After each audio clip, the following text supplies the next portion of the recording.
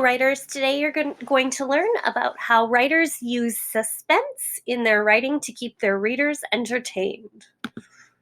Ever read a book that makes you wonder or worry?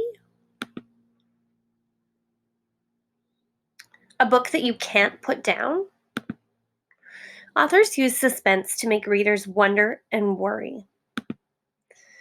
When readers wonder or worry, guess what they do? They read on. They need to know what's going to happen, so they keep on reading. Suspense leads us up to the main event and keeps the reader wanting to know what's going to happen. Authors create suspense when they only tell you part of what's going on, so that you wonder what else it could be. Here's an example from Roald Dahl's The BFG. Sophie allowed her eye to travel further and further down the street. Suddenly, she froze. There was something coming up the street on the opposite side. It was something black, something tall and black, something very tall and very black and very thin. So your wonder is, what is it? What is the thing that's coming up the street on the opposite side? Authors use story questions to make you wonder. What's behind the door? What's in the box? What's making that noise? Here are some examples of story questions.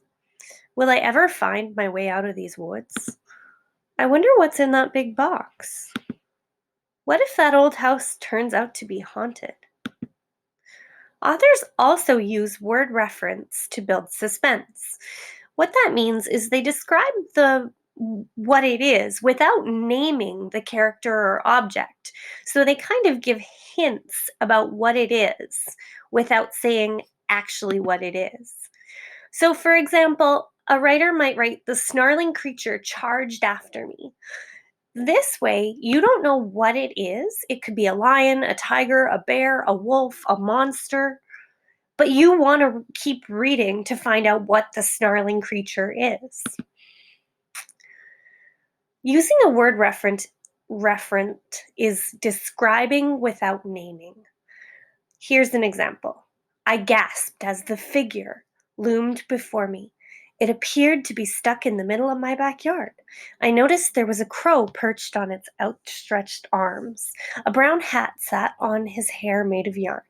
His blue and white checkered shirt fit tightly around the creature's body. It was as big as a second grader. His smile made him look friendly. The thing's button eyes looked like they were popping out of the thing's head. As I crept closer, I realized that it was a scarecrow. So when the author reveals what it is that they're talking about, that's called the revelation. And revelation is kind of like another word for reveal.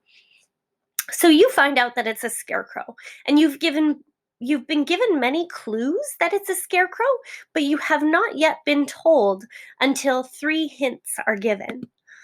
So let's review. Authors use suspense to make readers wonder or worry, so they keep on reading. Suspense leads to the main event and keeps the reader entertained. Authors use story questions and word reference to build suspense, and you can too. Always use suspense in your narrative stories.